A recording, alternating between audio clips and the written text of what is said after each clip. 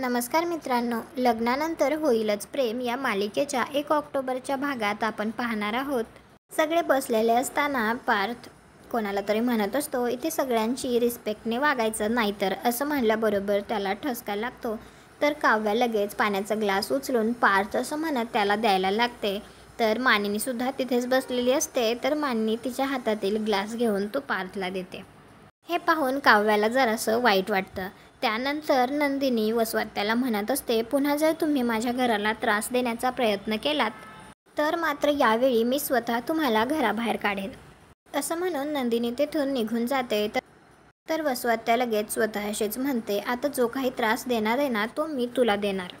आता तुझ्या आयुष्यामध्ये खूप मोठा स्फोट होणार आहे. इकडे नंदिनीला सुद्धा कशाची तरी चाहूल लागलेली असते आणि ती मनात विचार करत असते, काहीतरी वाईट घडणार आहे.